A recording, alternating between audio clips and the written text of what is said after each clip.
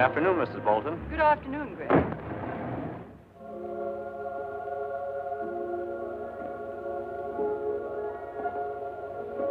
Good afternoon, Miss Dorn. Hello, Bill.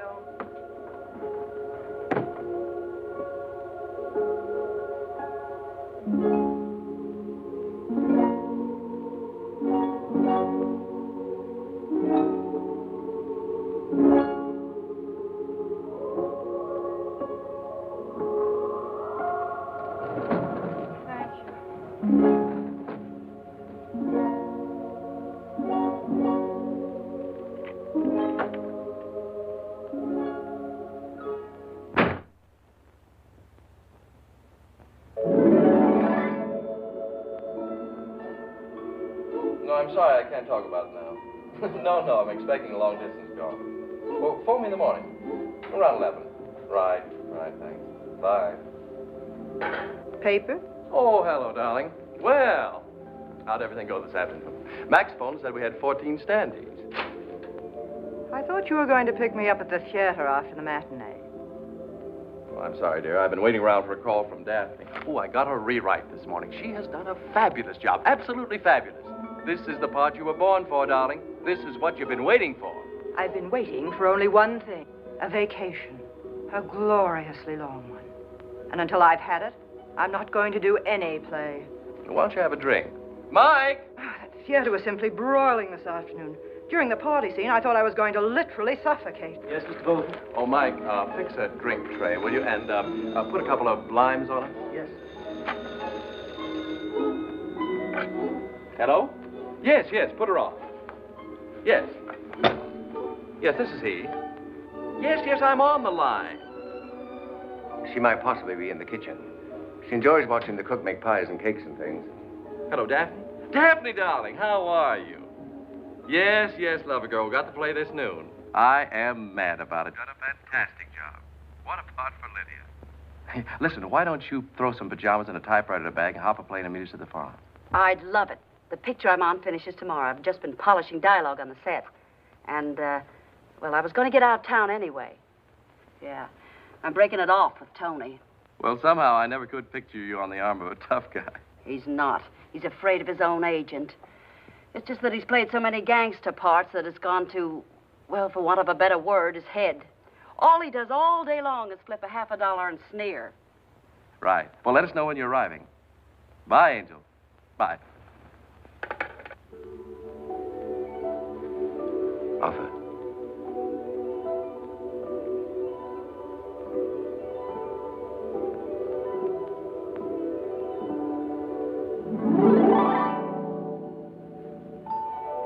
Dear, I thought we could have another little talk. Won't do you any good. I told you I'm not leaving here. I wanted you to meet a friend of mine. He happened to be in the neighborhood. This is Arthur. Hi. How do you do, my dear? I'm so glad to know you.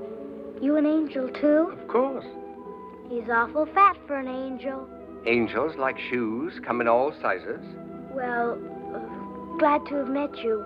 Goodbye. Stubborn, inconsiderate little wraith. Charles, you must control your temper. And you were sarcastic with her before. That's far from angelic. But she's been acting like this for years. Complete insubordination. Oh.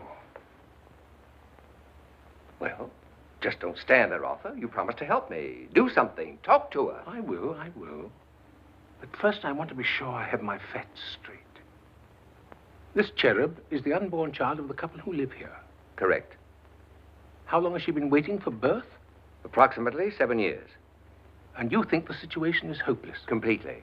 When she picked this couple as prospective parents, she selected two of the most selfish people it has ever been my displeasure to know. Of course, I mean selfish in the true sense. Oh, they're only too willing to help others as long as it costs only money. As for sharing time, sympathy, and happiness with anyone other than themselves, they're miserly. Somebody has a strange conception of angels. Oh, dear. You said, I believe, they were of the theater. Successful? Eminently. About 8 years ago, he directed a play which received great acclaim. The devotees of the theater called him the genius, miracle man, boy wonder, and all the other superlatives which they continually bestow upon mere adequacy. She acted in the play. They met. He fell in love with himself. She fell in love with herself. And they were married. Since then, they've always been a team. He producing and directing the plays, and she acting in them. They consider their work in the theater of importance equal only to cancer research. Well, tell me, are they satisfied with their marriage? Well, that's what they tell each other, but they're gradually forgetting the meaning of the word. Oh. They're beginning to get on each other's nerves because they have no interests outside their individual careers. The marriage can't last much longer. It's a shame, too. Fundamentally, they're worthwhile. To have the child, of course, would be the salvation of the marriage, but that will never happen because they've come to the sophisticated and idiotic conclusion that they owe themselves completely to the theater. If they would only realize. Have you changed your mind? Are you coming with me? Nope. I'm gonna stay right here. Did you say your name was Arthur? Mm-hmm. And you're Charles? Yes. Who ever heard of angels with names like Charles and Arthur? I've heard of Michael, Gabriel, Raphael, Uriel, Azrael. A higher echelon. But not any Charleses and Arthurs. There are many things you haven't heard of. You're such a young soul. No one expects you to. Why don't you come over and sit down? Let's have a little chat. I'm not going to hurt you, dear. I'm here to help you.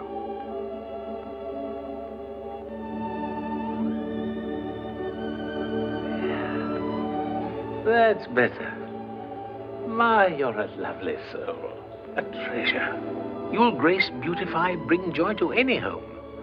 But I'm afraid not this one. No chance for you here. Why not? Well, simply because these two don't want children. But if I got born, they might change their minds. You see, I don't want it just for myself. They need me. They need something to hold them together. Something that belongs to both of them. Something to have fun with and fuss over. And get mad at, too. Yes, that's undoubtedly true. But first, you've got to be born. Well, that's what I've been waiting for. Why don't I get born? Well, you see, you...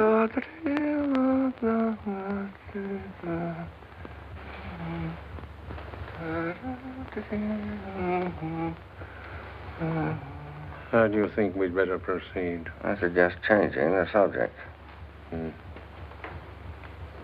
Well, now, dear, let's be practical. Do you think these people are worth all this trouble and waiting? Oh, yes. Down deep, they're really wonderful. I've known them for a long time. I was at their wedding. Oh, you should have been there. They were so happy and gay and full of life. I made up my mind right then.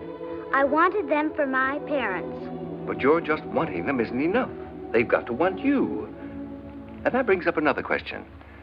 You're not getting any younger, you know. If you hang around here much longer, and if you ever do get born, you'll be an old woman. Mentally, that is. You'll be born one of those frightening child prodigies. Old soul, infant body. Be playing Chopin masterfully at 3, composing at 4, reciting the Old Testament in Hebraic at 5, and doing murals at 6. Now, if that's what you want, if you want to be born one of those, all well and good, you just go right ahead, stay here and wait. Wait your silly little head off. Charles, you're resorting to sarcasm again. No wonder they won't give you more important assignments. Successful angels do not use sarcasm. Sometimes I wonder how you got your wings. I know it's a weakness of mine, Arthur, but... After all, I have my own work to do, and if I'm willing to help you, the least you can do is to... Where are you going? I just remembered I've got a date. Well, here we go again. Come back here. Slippery little eel, isn't she? Yes, she's not around here. I've looked everywhere and... Right. Sorry, Charles, I must go. Hezekiah just called me. Oh, Arthur, can't it wait? It won't take long. Well, please hurry. Won't be a minute.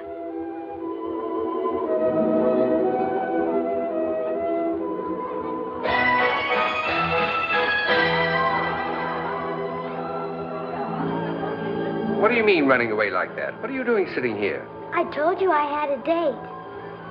Here he comes now. I want to try. Joe. Hello.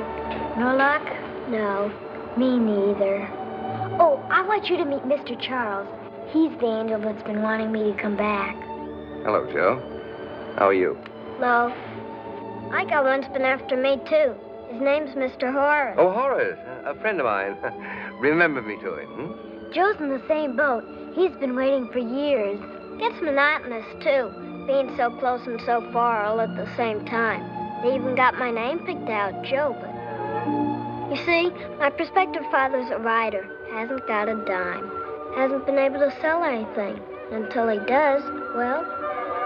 Look, Joe, wouldn't it be fun to be able to taste ice cream? Sure would.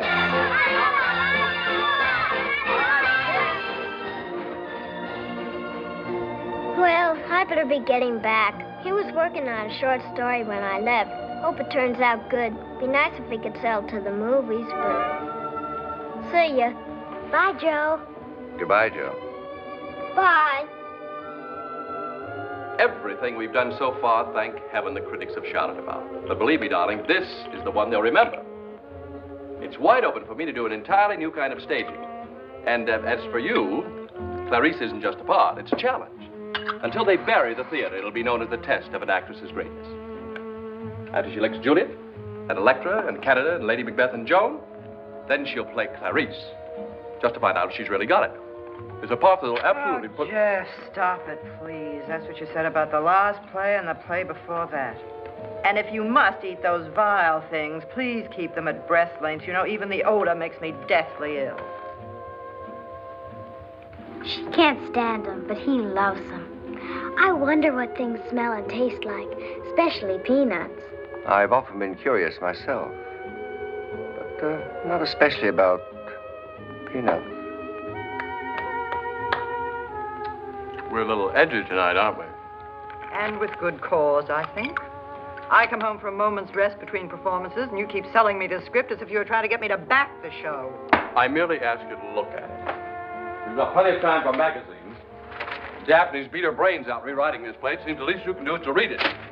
At the moment, I am still playing a play. I have played it 517 times. I have played it with fever. I've played it with chills. I played it with 3 cracked ribs and an abscessed tooth. And I'm exhausted. Completely and utterly exhausted. Well, in the past, no matter how tired you were, you couldn't wait to read your next one. If you must know, I'm afraid to read this one. Afraid? Yes, for 2 reasons. First, it might be a colossal failure. Oh, sweet, not this one. It's a smash, believe me. And that's my second reason. It might be a colossal success, which would be worse. Wait a minute, darling. It's true. What'll it give us? If we're lucky, we'll run for 2 years. 2 years of the same day-by-day existence without purpose or meaning. Yes, but darling... We don't know where reality begins and pose leaves off anymore. We're useless, Jeff. Stagnant. Oh, come, darling. We needn't apologize for our lives or our marriage. As I see it, we've done an awfully good job of both. To us, sweet. And to the children we might have had. Look, darling, I understand completely. I understand how you feel. I want children just as much as you. You know that. But we're of the theater. The jealous, fickle, all-consuming theater. It demands our companionship, our energy, and our affection. And it'll never settle for 50 cents on the dollar. But one of these days, we'll retire in triumph and give ourselves to our children with the same devotion we're giving ourselves to the theater. Jeff, you've been saying that for... darling. I've never heard such unmitigated hogwash. Such stupid, selfish... Surely after hearing that, you don't intend to stay. Oh, they'll change their minds. I know they will. Never. Never. But, Mr. Charles, they change their minds about plays all the time, so I'm sure they'll change their minds about me. At the very thought of children, he rationalizes you out of any possible existence. Feel better? Yes, I'm sorry I went all to pieces. Lately, it seems we're forever getting on each other's nerves. No, it was all my fault. Forgive me. I was acting like a director and not a husband. I should have been more sensitive. No, I was the difficult one. You were right. I can see it now. You just lie here and take it easy. I'm going up to change. Where's the script? On the coffee table. I might as well start reading it. Good. We'll talk about it tonight. And first thing in the morning, I'll go out and dig me up a nice, juicy angel. The man's an idiot. There's no such thing as a juicy angel, and they're definitely not dug up. He didn't mean angels like you. He meant angels with money. Somebody to back the show. Oh, I see. Wait a minute. This gives me an idea. I think I found the solution. My orders say settle the case. That does not necessarily mean I have to bring you back. There is another way to settle the case. How, Mr. Charles, how? I'm going to materialize, become human for a time, meet these two holdouts, and make them see the limitless joys of parenthood. I'm going to get you born, you little doll. Oh, Mr. Charles, can you do it? Really? I'm sure I can. You see, I should become this juicy angel your future daddy is going to dig up tomorrow. But he likes them with money. That's easy. I'll simply make him think I have money. My dear, humans do it every day. Now, where does he meet these people, and what exactly do these dug-up characters look and act like? Well, the last one he met at the racetrack, and they're going there tomorrow. You could meet him there. He's superstitious. He'd think it was an omen. So I'm sure... No. Don't rush things. What did he look like? Well, he was tall and had a big cattle ranch way out west. And he talked and walked and looked... Wait a minute. Come on, I can show you just what he was like. Come on, come on. On the range, where the deer and the antelope play, where seldom is heard a discouraging word, and the skies are not cloudy all day. Of course, you realize that if we're successful with our project, you won't be this lucky. After you're born, you'll have to pay to get in. It'll be worth it.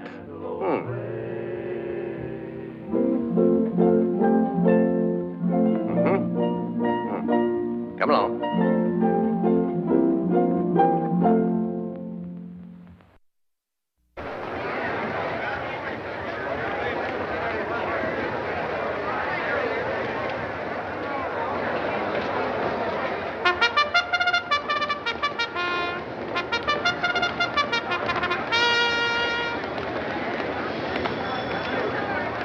Ladies and gentlemen, the horses are on the track for the running of the first race. Now, let's see. Who do you like? I like, El Schreiber. El Schreiber. El Schreiber. Now, let's see. El Schreiber. No, I don't think so, dear. He has a very bad jockey, R. Clune. Never won a race.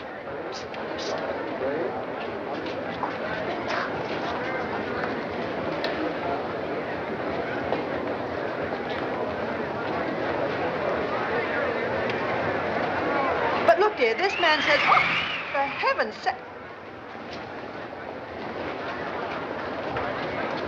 Here, ma'am. Thank you. Thank you. That was the strangest thing. Perfectly still, and then that sudden gust of wind. I'll see by your program you got number 3 marked down as your choice.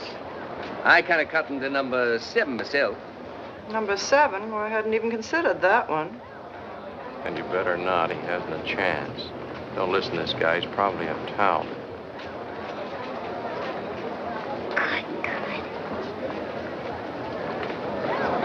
Ladies and gentlemen, the horses will reach the starting gate in 5 minutes.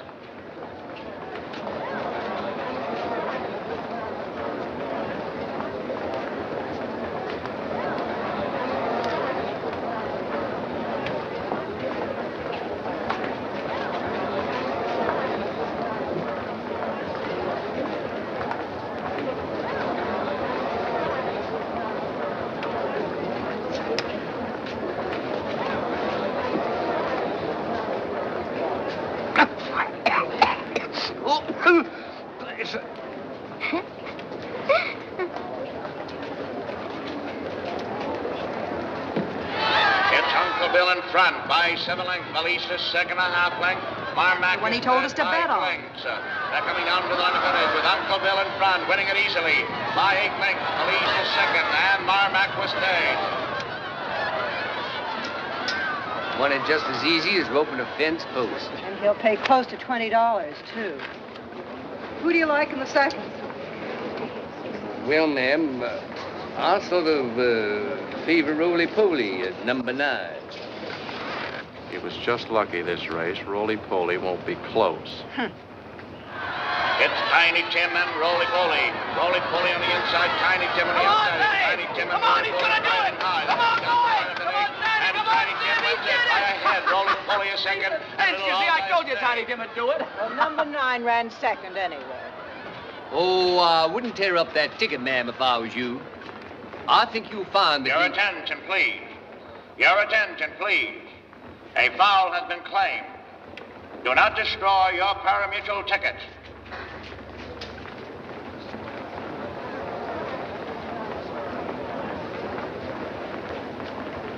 Your attention, please. Your attention, please. Ladies and gentlemen, Tiny Tim, number 3, has been disqualified. The official result now appears on the totalized data board.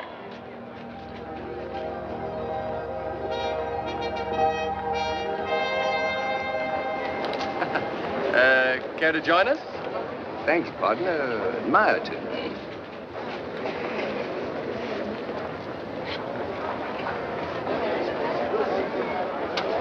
Excuse me, my name is Bolton.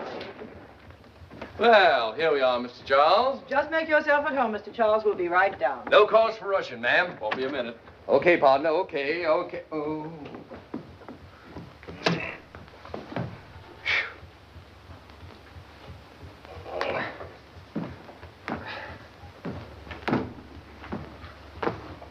Oh, Mr. Charles, you're wonderful. You look and act just perfect. There's only one difficulty. These high heels are killing me. Good evening, Charles. Arthur, I didn't expect you. Why in the name of heaven are you here? In the name of heaven, I want to talk to you. Perhaps we better go out on the balcony. If they should come down and see you talking to thin air, they'll think you're crazy.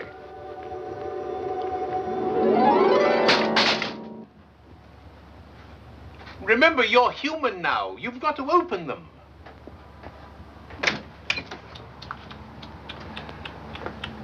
Don't me. I'll learn.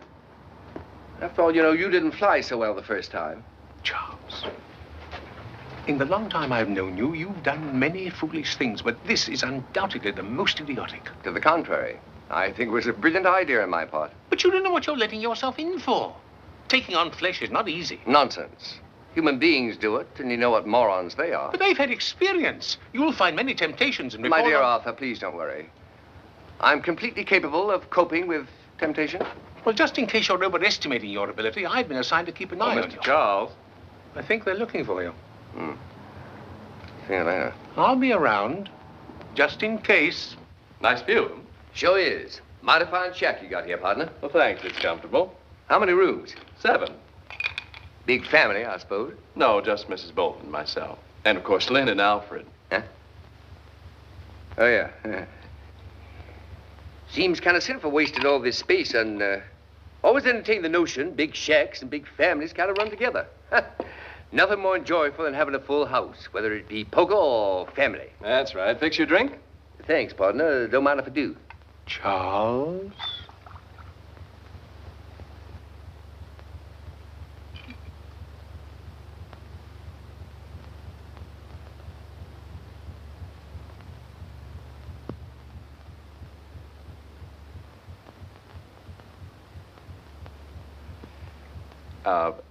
What? Oh, liquor? No, never touch the stuff. I'm so very sorry to have kept you waiting, Mr. Charles. When I see you like that, ma'am, strikes me you're well worth waiting for. You dear man. Just think, Jeff, if it hadn't been for that sudden puff of wind, we probably never would have met this divine person. I like to think of that sudden puff as an angel's breath. Yup. Lucky for me, too, because I'd take to you both like sick kittens to warm bricks, ma'am. What a delightful way to put it. And I adore you calling me ma'am, but do make it Lydia. And Jeff. Admire, too. Westerners have such colorful nicknames. I was wondering what... I sometimes been called Slim. Somehow I felt it would be Slim. The name's so friendly. May I call you Slim? Admire, haven't you?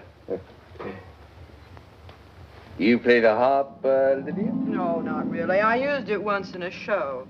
I pick at it occasionally.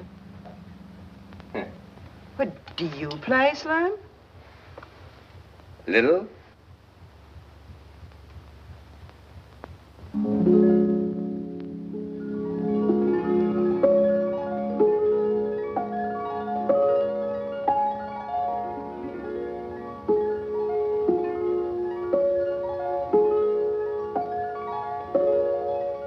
Why, Slim, that's heavenly. It's so incongruous seeing cowboy boots behind a harp. Back home, we got plenty of them. More harps than a gopher has ticks. Where you from, Slim? God's country. And I'll bet you're a rancher. What do you handle? Sheep, Big flock? powerful big. How many acres you got, Slim? Never counted them. Here on business? Big deal. Tough, too. Tougher than a 30-cent steak. Well, if there's anything we can do to help you, Slim, just sing out. I'm liable to. Real loud. You know, Lydia, Slim reminds me so much of Henry. He was also a big cattleman. Come to think of it, I met him at the track, too, didn't I? Oh, we became great friends, did a show together. He made himself a tidy sum out of it. I reckon if you pick the right play, show business can be a right good investment. It certainly can. Of course, it's a terrific gamble. Shucks. I gambled before, Lydia. It just so happens we are getting ready to do a new play written by Daphne Peters. She did our last. But this is more than a play. It's an experience in the theater. You might even say it's a reflection of life. Isn't that right, dear?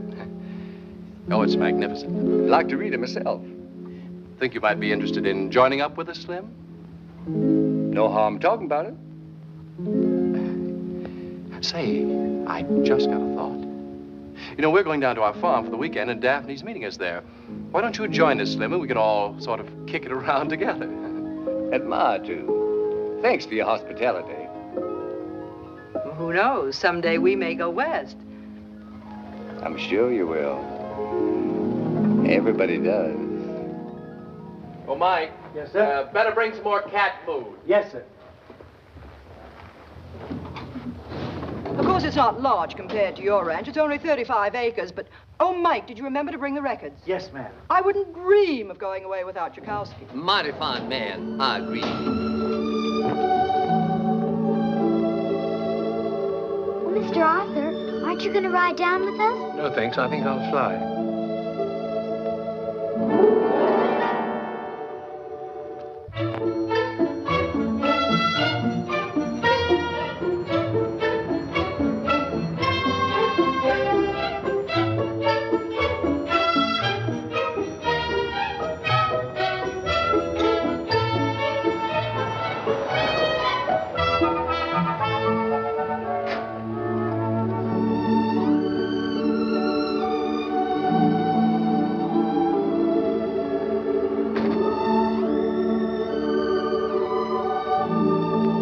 It's even prettier than last year. Oh, when I get born, it's going to be so nice to come here. I bet you it's the peachiest thing you've ever seen. It's such a beautiful farm, isn't it? Farm? No self-respecting radish would grow here. This used to be a useful dairy. Now look at it. I wonder what they've done with the pig pen.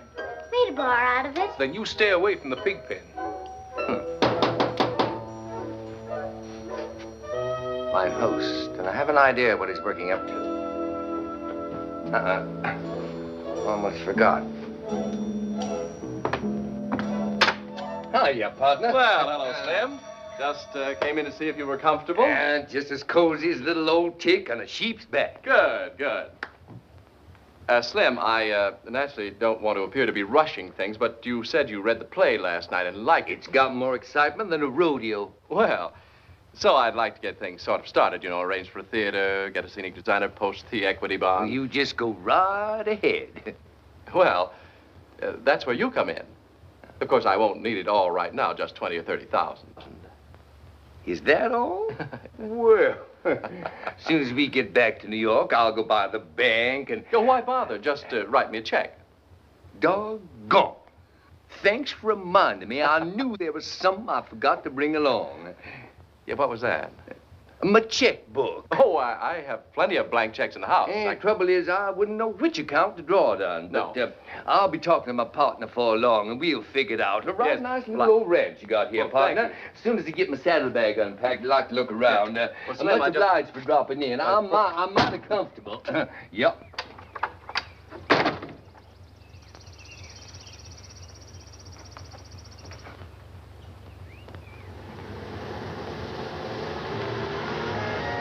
Well, I've talked to him a half a dozen times, but he keeps worming out of it and stalling me. Have you tried leaving a blank check under his dinner plate? No, but believe it or not, I tucked one in the corner of his shaving mirror. What happened? Nothing. It's still there. I thought maybe if you'd talk to him, Daphne, and sort of... Oh, so that's the gazype. Well, after all, my dear, it's your play. Okay, I'll go to work on him. I wonder what approach I should use this time. Well, the one you've got on is all right. How do you like Pennsylvania, Mr. Charles? The only thing I miss around here is the cactus. Mighty fond of cactus, ma'am. There you are.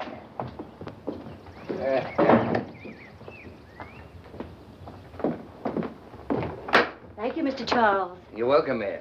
Of course, my friends call me Slim. I was hoping we could be more than just friends, Slim. Hope so, too. Doggone. You smell sweeter than a field of clover. That ain't hay, is it? No, ma'am. Hey, something else again. Oh, skip it, Slim. Shall I see you for cocktails? At my... Yup. Oh, Slim, Yes, ma'am. don't you think you better leave those here? Excuse me, ma'am. Excuse me. Bye. Bye. Bye.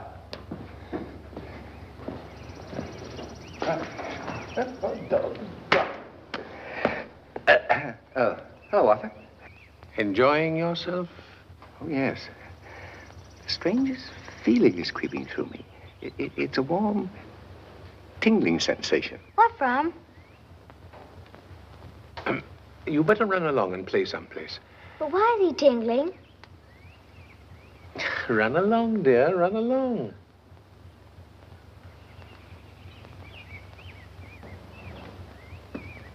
Really, Charles, I'm terribly disappointed in you. So am I, and a little worried. Arthur, do you remember the first time you tried your wings? Mm-hmm. Do you recall that delightful, titillating sensation as you left the ground and... Well, that's it. It's love. A feeling you must not feel again. It's the one temptation above all others you must resist. I know it. And that's what I said to myself as I stood next to her. I said, Charles, this is not very angelic of you. And then a tiny voice inside of me said, so what? You see, the spirit was unwilling, but the flesh was weak. A very human trait. And the solution is to stop it before you start. Perhaps I can help you in this. You see these bluebells? Yes? If at any time I feel you are succumbing to temptation, I'll ring one of them. Like this. Thank you, Arthur. That'll be an excellent reminder. Right now, it's a body of land you got here, partner. Well, thanks, Slim. Hello there. Howdy, ma'am. How about a drink before dinner? Well, I reckon one little old drink ain't gonna... Well, on second thought, though, I reckon I better skip it for now. Well, just you say. Slim, Daphne and I were just going over the script, and we... Well, as the bull said as he sunk his horns in the cowboy's seat, hope he ain't intruding. On the contrary, we want to talk to you. Yes, just sort of formulating our production plans, you know. I reckon a venture like this takes a lot of formulating. Oh, it certainly does, certainly does. You know, Slim, there are a lot of things to be talked over. Leases, contracts, that sort of thing. A lot of considering to be done. Have some peanuts. Thanks. I practically have to keep them locked up. Lydia can't stand them. I'm mighty tasty. Why don't you sit down, Slim? I'm mighty. You know, Slim, unless a person's experienced in the theater, he very often doesn't realize the tremendous financial return that's possible, with good play. Oh, it's very often, very And often. this is a good play. I reckon you ought to know. After all, you wrote it. It's bound to be a smash because it's built around a character with whom everyone will feel a personal identification. Would you like me to explain to you how I see this character? Ma, too. Do you mind if I... Here, I'll fetch it. It's all right, partner. I'll get it myself. Say, Slim, excuse me, I'm going to get some fresh peanuts. These are just a bit soggy. So's this cigarette. Slim, sit down. Thank you, ma'am. Oh, no. Over here beside me. Ma, too. Way over there.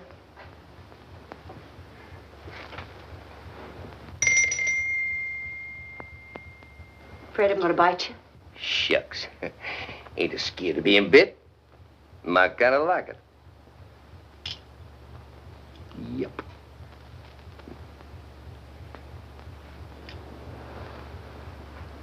Come on, a little closer. Come on. Slim, what is the matter? It's just when I get close to you, I hear bells ringing. Well, if Muhammad won't come to the mountain. The way I see this character, she isn't an evil woman. She's just a woman. Warm, appealing, inviting, exciting. Sure is. Hair up pure honey. Yes, she could be played that way. Ripe as an autumn plum. That she is. Hello, lover boy. Need a little fresh air.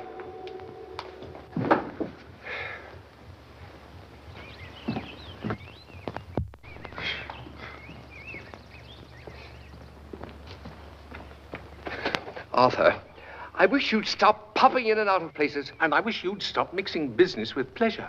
You came here for a purpose. I was going to talk to Lydia, but I couldn't find her. She's sitting over there under the tree.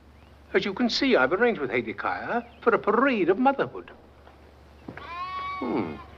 Very touching. I'm sure she's ripe for a few well-chosen words. Yes, yes. This will make my task much easier. Good.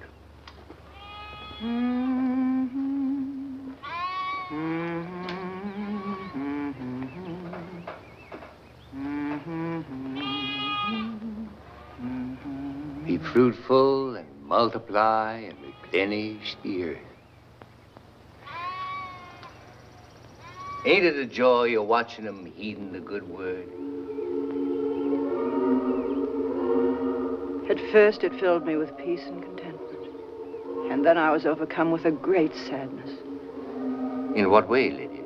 I was looking back over my career and my life, and I thought, if I should die at this moment, what would I leave behind? A few volumes of critical acclaim, quite a few as a matter of fact, but nothing else. For a time, I'd be remembered for my artistry. But then what? That's right. There wouldn't be no one bearing your name. No one a strolling down life's highway who was a part of you. No son or daughter to even write about. Things like, I remember Mama and life with Mother. It ain't too late, Lydia. No, but too soon. Jeff and I decided the theater was our whole life. Don't you reckon that's sort of selfish of you? Here you are enjoying all the wonders of nature, and yet you're depriving somebody else of the chance to enjoy them too. You're right, Slim. So completely right. Slim, there's something I think you should know.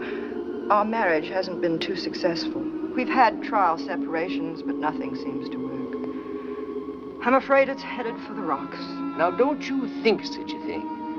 You just got to make a go of it for a lot of reasons. If you don't, you'll be regretting it all the rest of your life. And I will too, Lydia. You've got to do everything to make your marriage solid and strong. I must talk this over with Jeff. I wouldn't. But after all, he's the... Look at that you and that lamb out there. Ain't that a picture for you? Matthew's found the meaning of life. She's found satisfaction and contentment. But if she'd talked it over with her husband first, the only conclusion they'd arrived at was, well, it wasn't worthwhile. He'd have said, what's the use, dear? The children will just wind up as a leg of lamb on somebody's table. So they didn't talk it over. Pretty sensible way to handle it, too. Oh, Slim. Bless you, bless you.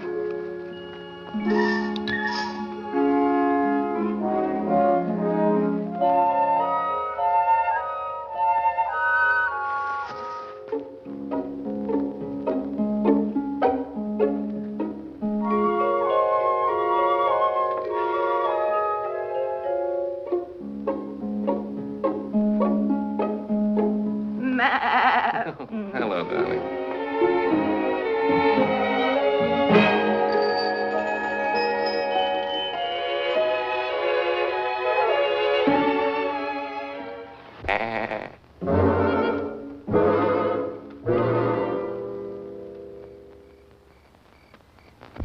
If they break up, Arthur, we're ruined. We have to help it along. Perhaps as a starter, the subtle and delightful scent of flowers bathed in moonlight would serve our purpose. Yes.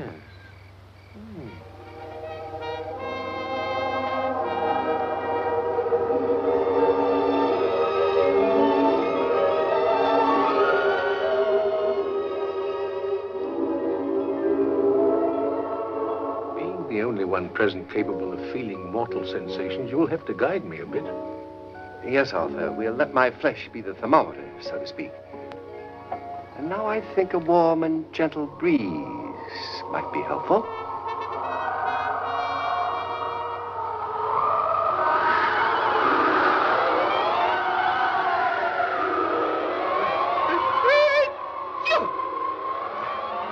Wish I had my hat. I misplaced it somewhere. Arthur, I didn't say a hurricane. That better? Thanks.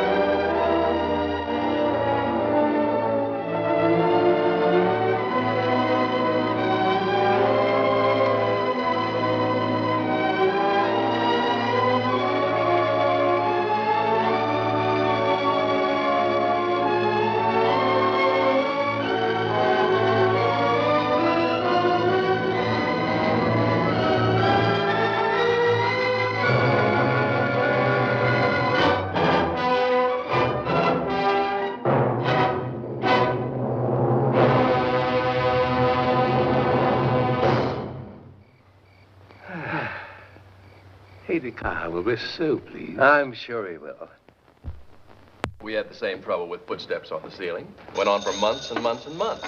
I've never done a show yet. We didn't have this trouble, but you said it's an emergency for that. Listen, I was trying my best, but all he came for was his hat. The man must be out of his mind. Well, you'll just have to keep working on him, Dad. If we don't get some money, we won't be able to start until next season. Western Union, sir. Hello. Yes, this is he. The message reads, "Hi, you old coyote. What do you mean, slipping out of the corral? Itching to see you and the missus, arriving on the 10 o'clock. Can you meet me? Tex." Did you get that? Yes, I got it. Thank you. Who do you suppose is on his way down here? Tex. I have to meet him. Tex? Tex Henry, the guy that backed the last show. Oh, Muscle Man. Now, don't tell me I have to work on him, too. No, my darling, you just work on Little Slim. No show ever suffered from having too much money. No, but playwrights can suffer from too many bankers. Oh, good morning. Good morning. Tell Mike we're starved. We've been riding since 6. Good morning, creep along.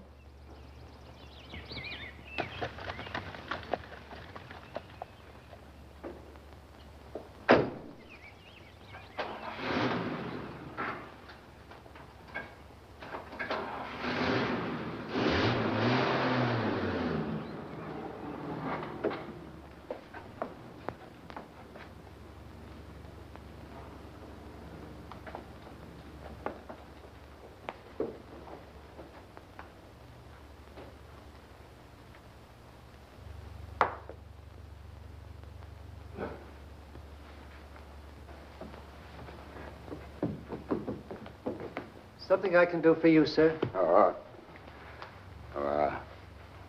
Miss Peters here. Yes, sir. She's in the bar. Who shall I say is calling? You don't say nobody's calling, see? I'm a friend of hers, see? I'll find her. Yes, sir. Oh, wait a minute. A change of $1? I think so, sir. I'll just take the half. Keep the rest. Thank you, sir. Wait a minute. Just lost a half a buck here. If you find it, remember, it's mine. Yes, sir. That's why this play means so much to me. It'll break my heart if it isn't produced. Well, I certainly wouldn't do one little old thing to cause you to be vexed, sugar. Oh, you're sweet. I know Jeff's hesitant about asking, and I don't mean to rush things, but... Get your coat. Oh, it's the menace. What are you doing here? I came east to settle a tax beef. Thought I'd drop by and pick you up, see? Get your coat. Who are you? Don't be scared, Slim. This is strictly B-movie tough stuff. Are you coming, or do I have to drag you out of here? Haven't they sent you a new script yet? That was from your last picture. I wouldn't try to molest the little lady, mister, if I was you. Out of my way, stupid. When you say that, stranger, smile. If you want to collect your old age pension, you better not start nothing, see? Now, I ain't a-looking for trouble, stranger, but if trouble comes a-looking for me, I won't be hard to find. Tough, huh? When I'm riled. Yeah? Yeah. Look, if you're thinking of getting tough, this shiv ain't no butter knife, see? And just remember, stranger, I don't scare easy. I reckon you'll find it healthy around here if you put that toad stabber away. I'll keep it just in case, see? I got a feeling this place ain't big enough for both of us. So you better take your saddlebag and git. And I wouldn't be a-trying to cut no buttons off my shirt, stranger.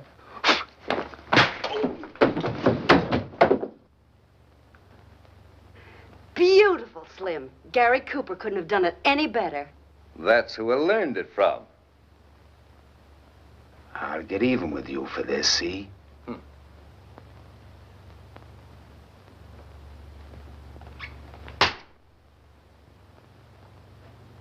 Now, if you want to act peaceful like, stranger, you're welcome around here.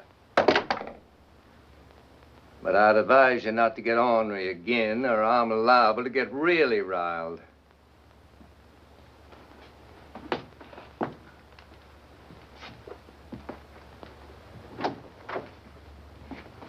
Lydia, Daphne, Tex is here. Uh-oh. If he picks a fight with this guy, he'll get killed. Well, Tex, it's mighty good to see you. You're looking like a million. Lydia will be down in a second, Tex.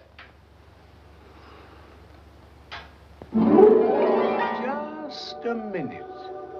So now you're going around knocking people down. He pulled a knife on me. Nobody gets away with that. You've succumbed to pride, vanity, appetites of the flesh, and now brutality. Thank heaven you haven't got any money. It would be impossible. Don't worry about me. I can take care of myself. See? How are you, sweetheart? Miss Shakespeare, the greatest little actress in the whole world. I've been hankering to squeeze you both again. You're an osteopath in the house. It's good to see you, Tex. This is Tony Clark. Well, howdy. And this is... Hey, you're in the movie pictures, ain't you? Yeah, that's me. Well, doggone. Now, I never expected to meet a real live movie actor. I wonder, now, I know folks pester you a lot, and I hate to ask you this, it's Mr. no Clark. bother. Whatever happened to Hoot Gibson? Tex. He was a favorite of mine. And this is Slim Charles, Tex McCord, Slim. Howdy, Tex. Well, and a great big howdy to you, Slim. Well, Slim, so you're the critter who snuck into my corral when I wasn't a-looking. I reckon you must have roped the wrong steer, Tex. Don't quite get your meaning. Oh, he's talking about backing the show, Slim. Yeah, turn my back and somebody else puts their brand on my cattle. But Jeff tried desperately to get in touch with you, Tex. Yeah, I know. He said he sent me some wires, but shucks, Lydia, I was in Paris. Wow. Tex, you mean you'd like to put up the money for this show, too? Sure would. Much as they want. You know, I've been sort of crazy about the theater ever since I saw Ladies' Night and a Turkish bath. But I guess there's no use hoping. You beat me to it. More power to you, Slim. Oh, no. I reckon by back in the last one, you sort of staked out a claim. Now, I ain't no claim jumper, so you go right ahead. It's all yours. No, sir. Now, you see here, Slim. If I don't work my claim, I deserve to lose it. If I took it, I can never live with myself, Tex. I'd feel I'd done it when your back was turned. Now, I don't want to hear another word. It's yours, and good luck. Now, Jeff, this ain't fair. Slim, I'll tell you what we'll do. We'll settle this thing like gentlemen should. We'll cut cards for it. But that ain't necessary, Tex. I'll give it to you willingly. I ain't gonna take it. It's cut cards or nothing. High card gets to back the show. But I don't see we should go to all that That's a trouble. splendid idea, Slim. Splendid. There you are. Cut. Okay. Slim, wait. I'll tell you what we'll do to make it more interesting. We'll have a consolation prize. High card gets to back the show and pays the low card $10,000. 10,000? But I don't see why. Oh, Trey. Doggone, I must be slipping. Well, come on, Slim. What have you got? Yeah, Go on. turn it over. Well, doggone! Little old deuce. Looks as if I'm slipping, too. Oh, I thought it was going to be Slim, Lydia. Well, Tex, I guess you're backing another show. Yes, sir. And I tell you, I never was happier paying off a bet in my life. 7, 8, 9, 10,000, Slim. It's all yours. Now, I guess I got a right to make you out a check. Oh, now, don't feel for a minute that you have to do that, Tex. Oh, no. Now, I'll just sign it, Jeff, and you fill it in. There's no hurry at all. No hurry, Tex. Well, you'll be around. I'll just call on you as I need it. No, I got to get right back. They called me last night. 5 new oil wells came in. Now I got to buy 5,000 more head of cattle for tax purposes. Oh, that's tough. You know, if this keeps up, I'm just going to have to take over New Mexico.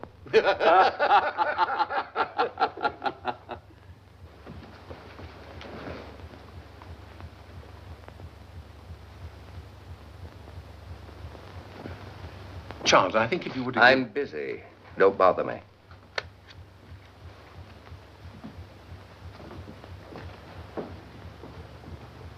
Now we're really in for trouble.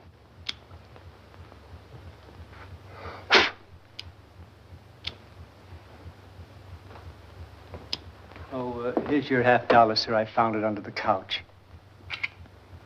Wait a minute.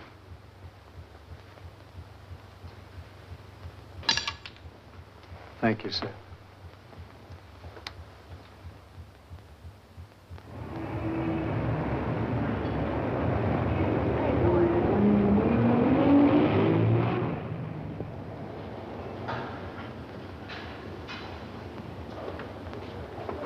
That's what I've been trying to tell you.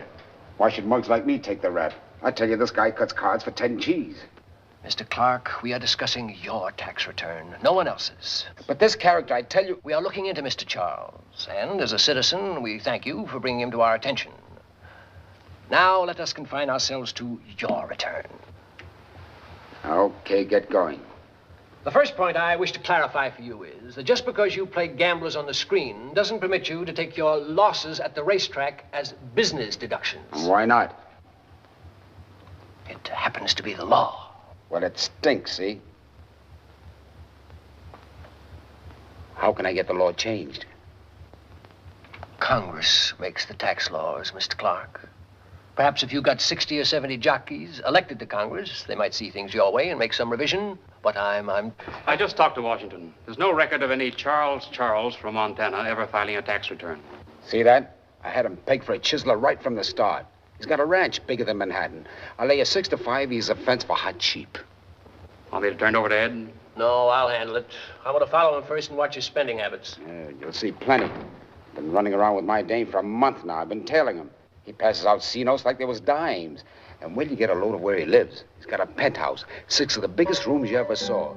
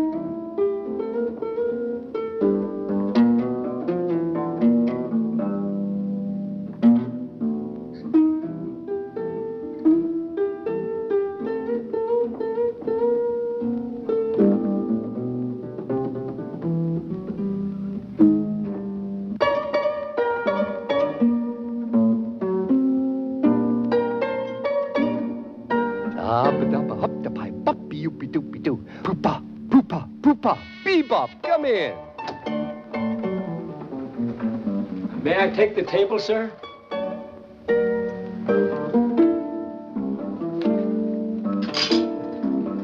Oh, you'll find some bills on the table there. Just help yourself. Thank you, sir.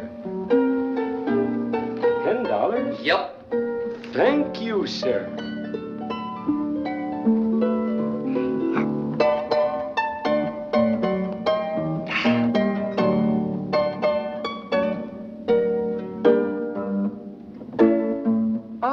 In the name of heaven, now what are you doing? The other night, Daphne and I dropped by a club where they had a sing harvest. I learned more tricks from him. Get a load of this.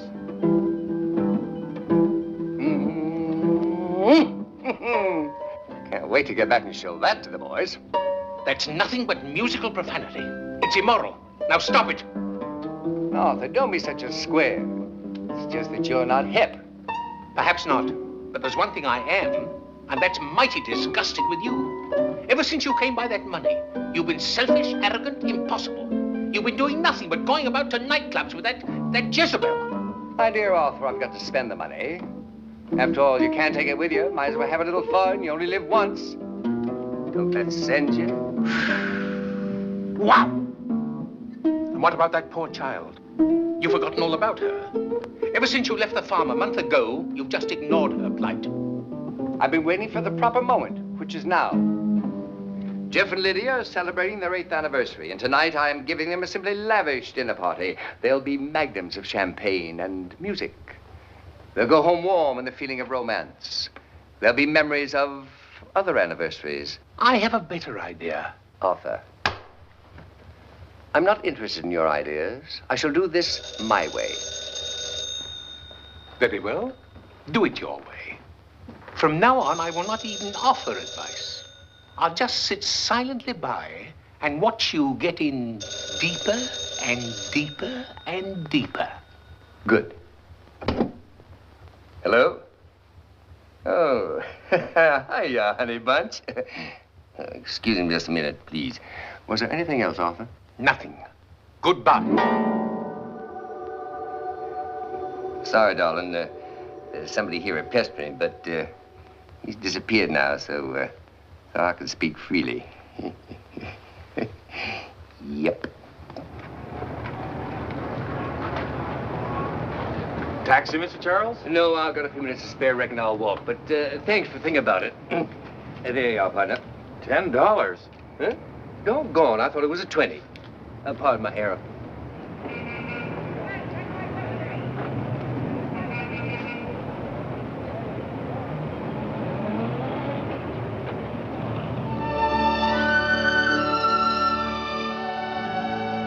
Fine angel you are. I thought you were going to help I've me. other things to attend to first. Now run along and don't bother me.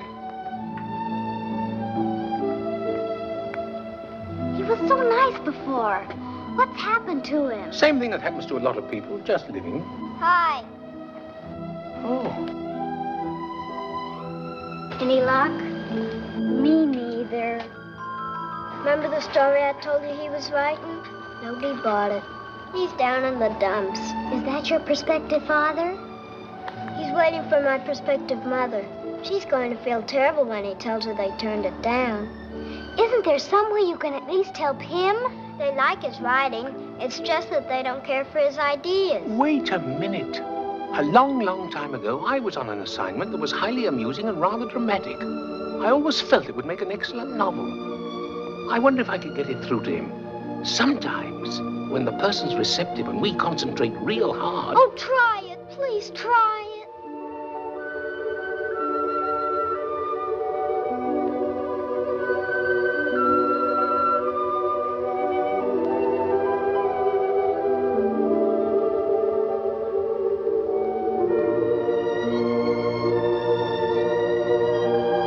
It's working.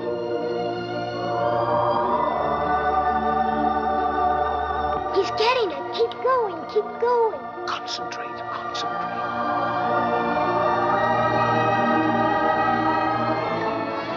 How do you like that little trinket, honey buns? You know I love it. You're the little lady who can show it off. Yep. Missy. Yes, Mr. We're the ones with the gold tips. Oh, that's right. Thank you very much.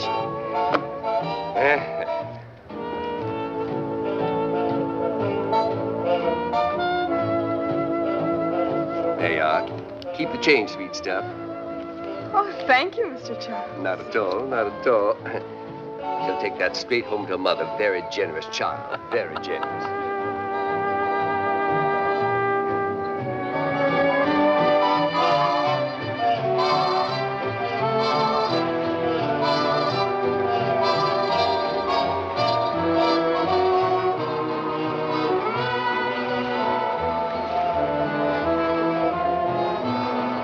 Darling, let's go.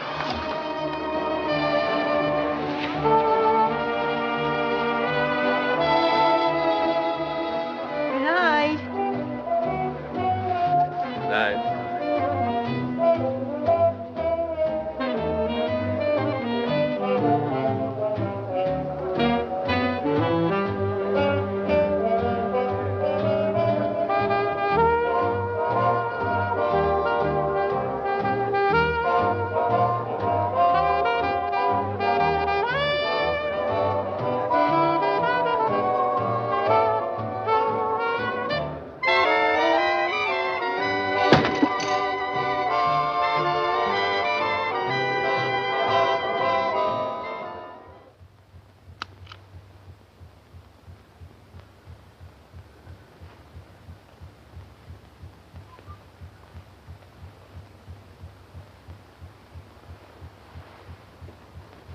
Darling.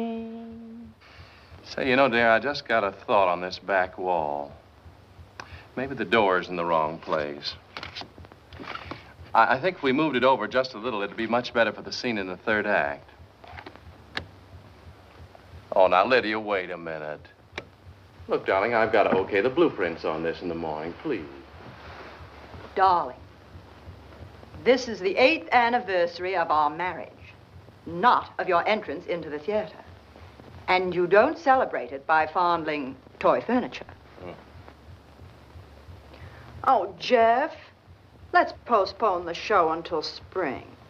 Let's take a trip, just the two of us. Darling, look, we've been over this time. Darling, we need a refresher course in the fundamentals of living. I realized that tonight watching Slim. When we first met him, he was shy and genuine. Now look at him. Smug, self-centered. We've changed him, Jeff. And it's a pretty sad commentary on us. Yes, dear. Something strange and rather wonderful has enveloped me these past few days. I've lost that fanatical interest in the theater. All I want is just the two of us. A home and a family.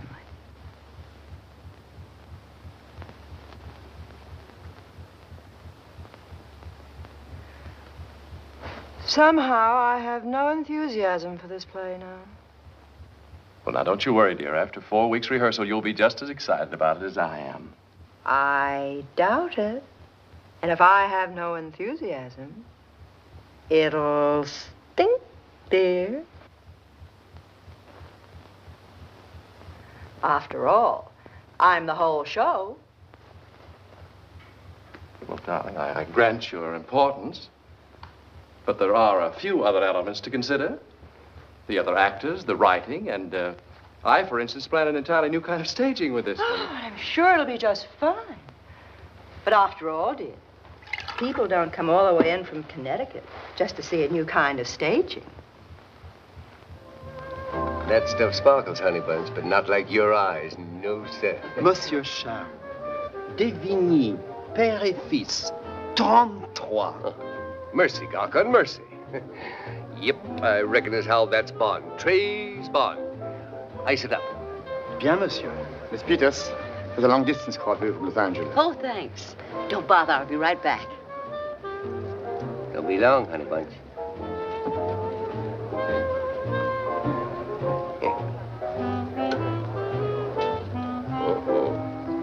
That sure is dead. Garcon, bury that, will you? Yeah. And I tell you what... Say, partner, you look as lonely as a sheep herd on Christmas Eve. Somebody turn you down? No, just didn't show up. Well, I reckon that's how we got enough champagne for a maverick like you. Care to join me? Well, thanks. Garcon, a glass for the gentleman. Yeah, monsieur. My name's Arthur Crane. Howdy, partner. I'm Slim Charles. Rest yourself. That's quite a dinner you gave tonight. Yeah. Nothing's too good for friends. I suppose it was business, hmm? In a way. That's what I figured. Nobody could give a blowout like this nowadays unless it was deductible. Huh? Unless you could take it off your income tax as a business deduction. Income tax? What's that? Why, it's a little scheme the government's figured out. Been working quite well.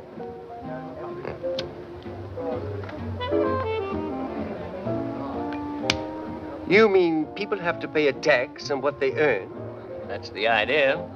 Well, I calculate as how that ain't fair. Do you mean you've never paid a tax? Never. Yeah, that's what the record shows. I'm from the Department of Internal Revenue. Say, that's a right nice picture, you partner. Yes, I like it. You see, I've been tailing you all day, watching your spending habits. You live quite lavishly, don't you? You betcha. This last month's been a powerful lot of fun. Tell me, why haven't you ever filed an income tax return? Nobody ever asked me to. Well, you see, the taxpayers of America is not an honorary society. We don't send out invitations. It's the law. You just pay. I don't. That's it. Keep it up. Get yourself in real trouble. Be quiet, Arthur. I didn't ask your opinion. I didn't give any. Oh, doggone. That's right, ain't it? Your name's Arthur, too. I was talking the other one there.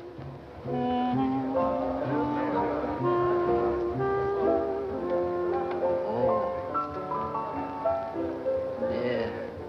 Well, just drop down to the office tomorrow. Here's the address. My boss would like to talk to you. Oh, I'm mighty sorry, partner, but I won't be here tomorrow. I gotta get back tonight.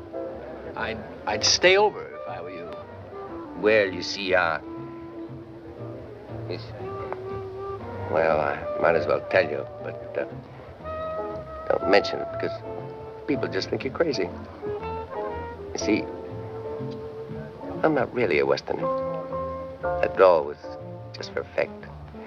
Matter of fact, I'm not even a human being.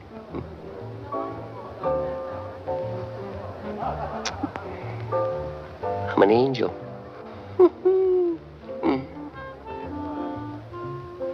So's Arthur there.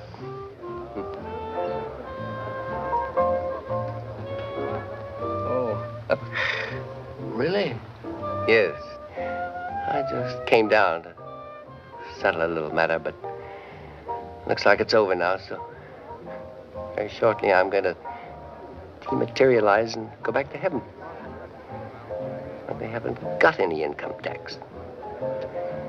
That's why they call it heaven. Yes, well, have a good trip. Thanks very much, partner. Thank you. Now, if you're ready to take advice, my advice to you is get out of here as fast as ever you can. Nonsense, Arthur.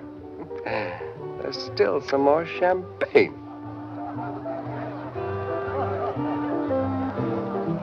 Oh, he's probably a little stewed. I tell you, he thinks he's an angel. Look, that's another angel he thinks he's talking to. I'm sick and tired of it.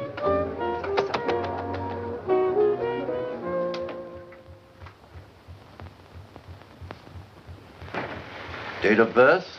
I wasn't born, I was created. The second day of the world. Any sisters or brothers? Oh, yes. Millions of both. I think that gives us the necessary data.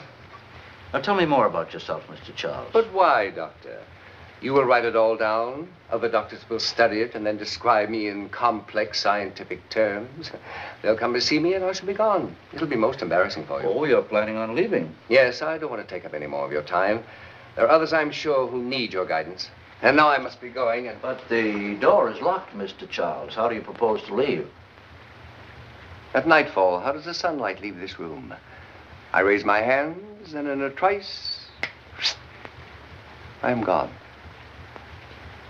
Goodbye, gentlemen.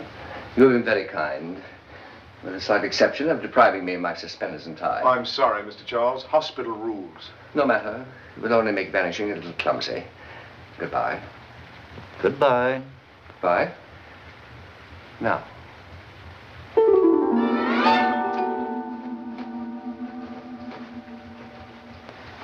Strange. I can't understand it.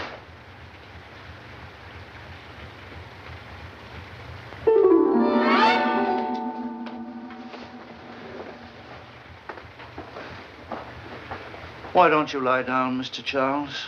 I'm sure after you've had a night's rest, you'll find it much easier.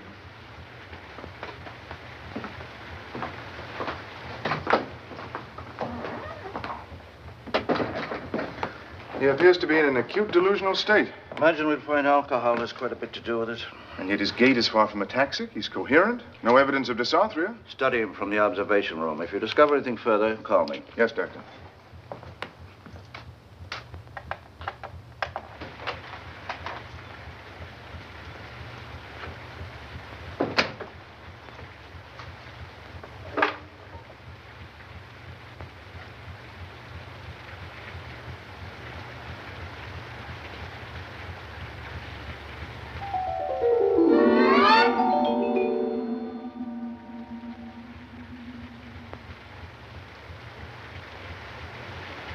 Well, just don't stand there grinning like an ape.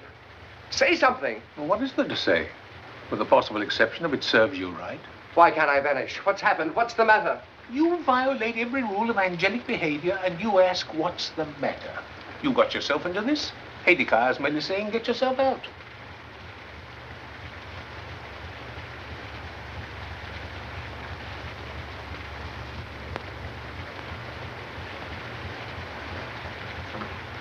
Mr. Charles, Mr. Arthur. Mr. Charles, they had a big fight. He's moving out of the house. You mean I failed in that, too. Hurry, you've got to talk to them before it's too late.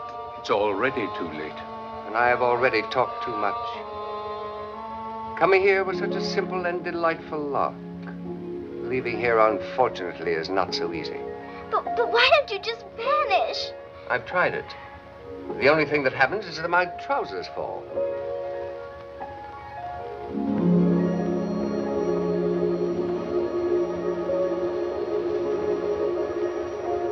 You can't get back to heaven ever?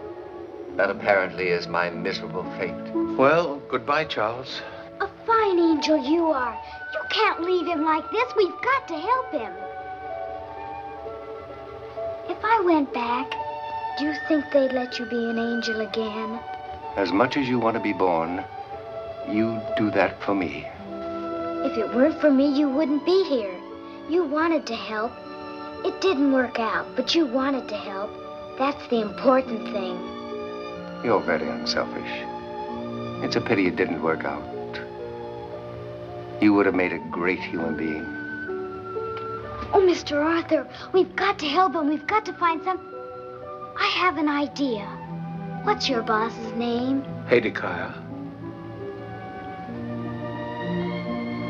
No, my child. Don't waste your prayers on me. I don't deserve them. Save them for yourself. It always works better if they're for somebody else.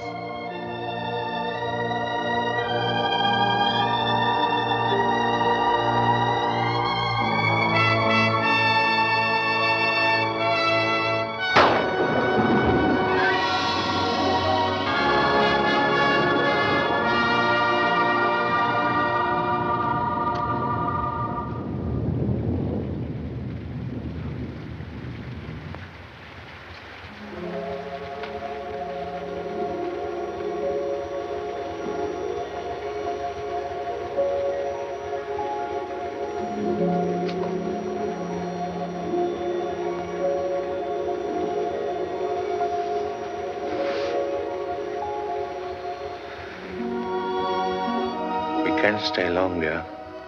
I won't be a minute. I just want to look at them once more before I go.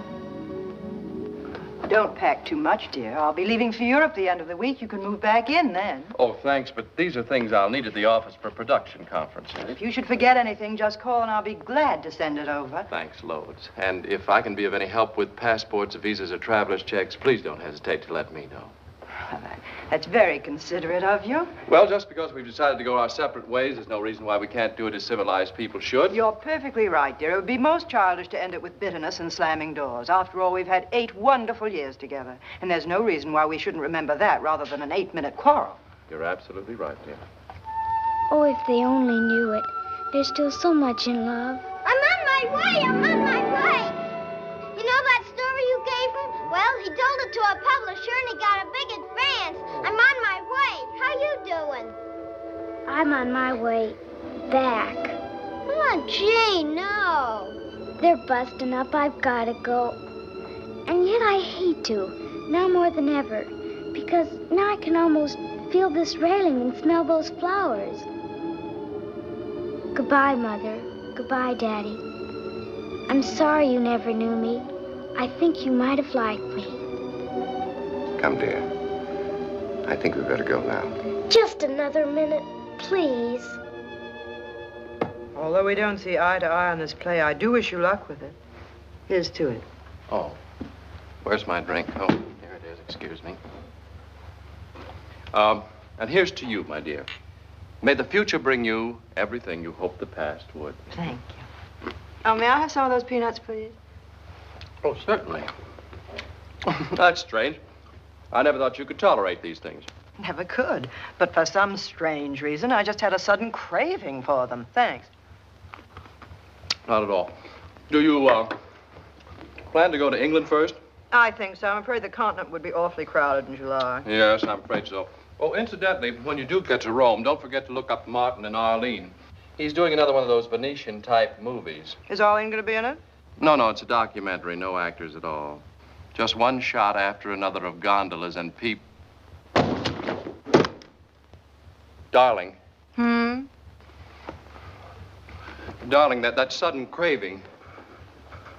You don't suppose... Oh, I hadn't thought about it. But I have been feeling terribly maternal this past week. It's quite possible, you know. Yes, but darling, you... I know I didn't discuss it with you, but I came to the conclusion that we'd given enough affection to the theater. Oh. I knew it! That's why I can almost smell the flowers. I'm on my way, too. Now, you can't be sure yet. Now, darling, you can't be sure yet. I have to go to the doctor and have the rabbit test. You will not. Now, you're just going to lie right here and take it easy. I'll have the doctor bring the rabbit here. Oh, Jeff. Lydia, keep your legs up. Oh, darling, I don't think you should. Now, you just lie here and relax.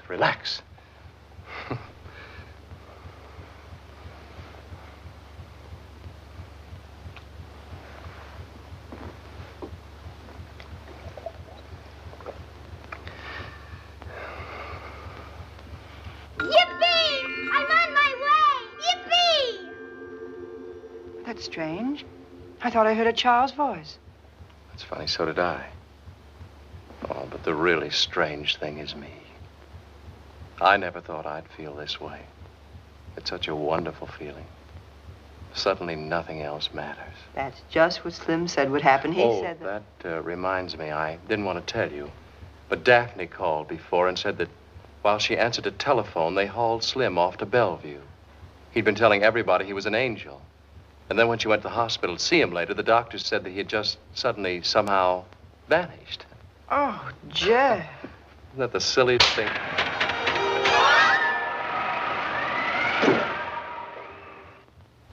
Jeff, remember that day we met him at the racetrack? That sudden gust of wind? Oh, now, wait a minute, darling. That could have been caused by any number.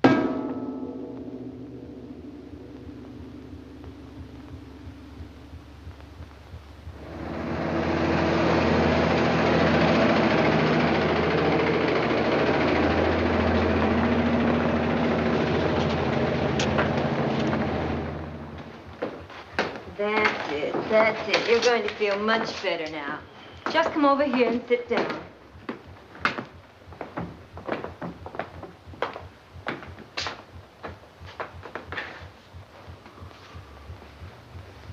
Thanks.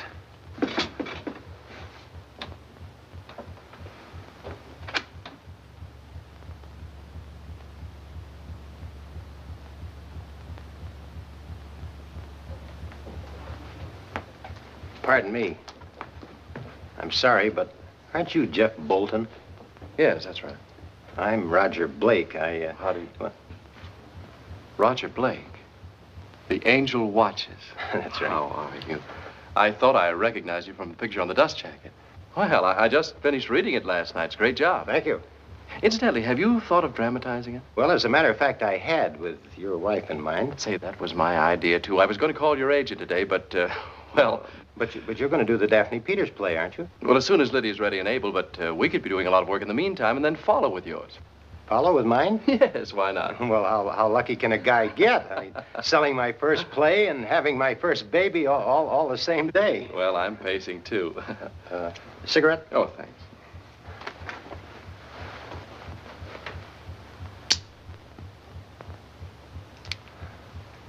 Nervous? No.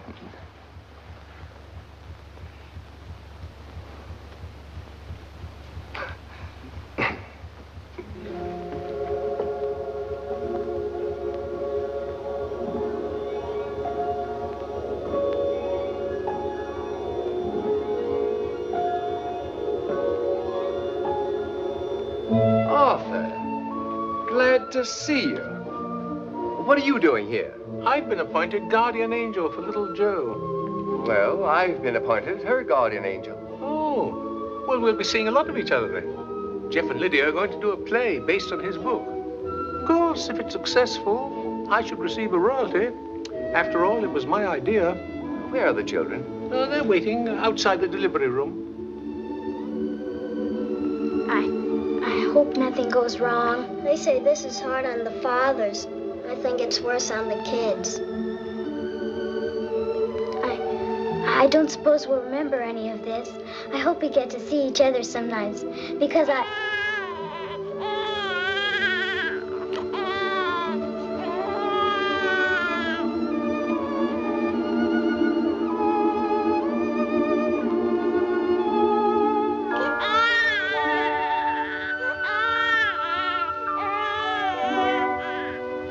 Charles, they finally made it.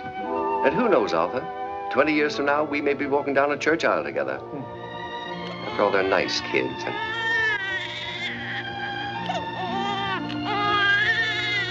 My Charles seems to have a lustier cry than yours. Oh, I don't know. It's just that I haven't taken over yet. We'll see about that right now.